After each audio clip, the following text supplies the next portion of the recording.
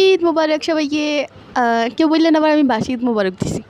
ঈদ 3 দিন পর্যন্ত থাকে, বুঝছেন, কোরবানি 3 দিন থাকে। সো ঈদ মোবারক সবাইকে। কারণ আমি ঈদের দিন কোনো ভিডিও আপলোড করতে পারিনি, আমি কোনো ভিডিও করতে পারিনি। শুধু সকালবেলা গরু জবাই দেওয়ার এই ভিডিওটা আমি ক্লিপস নিতে পারছি বারান্দা থেকে, তো আদারওয়াইজ কোনো ভিডিও হয়নি। তো এই জন্য আমি আপনাদের সাথে আর কিছুই শেয়ার করতে পারতেছি না। ঈদের দিন কী কী করলাম, কী আর করছি, কাজই তো করছি ভাই, কাজ আর কিছুই করিনি। প্রচুর কাজে চাপ ছিল, কাজ করতে করতে করতে করতে অবস্থা পুরো খারাপ হয়ে গেছে। সবচেয়ে বেশি অবস্থা খারাপ হয়েছে যখন বট পরিষ্কার করছি, মানে জীবন তেনা তেন হয়ে গেছে। তো যাই হোক, প্রচুর কাজ চাপ ছিল, কাজ করছি, এই জন্য আমি কোনো ভিডিও ক্লিপস নিতে পারিনি। অনেক শখ ছিল ভিডিও করার, সো ব্যাড লাক, তো কিছু করার নেই। আর আজকের দিনটা তো একেবারে অবস্থা খারাপ হয়ে গেছে। সারাদিন বিছানায় পড়ে রয়েছি, বিছানা থেকে উঠতে পারতেছি না। মানে শরীর এত পরিমাণের ব্যথা যা বলার বাহিরে। অবশ্যই আমি জানি সবার শরীর ব্যথা, সবাই প্রচুর কষ্ট করছে কোরবানি ঈদে, সবাই অনেক পরিশ্রম করছে।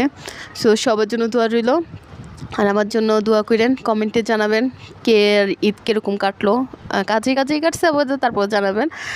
আর দোয়া করি যাতে আল্লাহ যাতে সবার কোরবানি যাতে কবুল করে নেক, আমার কোরবানিটাও কবুল করে নেক।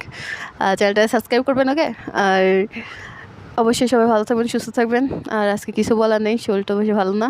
সো ইনশাল্লাহ সামনে থেকে রেগুলার ভিডিও কন্টিনিউ করব। সো সবাইকে শুভ ঈদ মুবারক, না বাসি ঈদ মুবারক।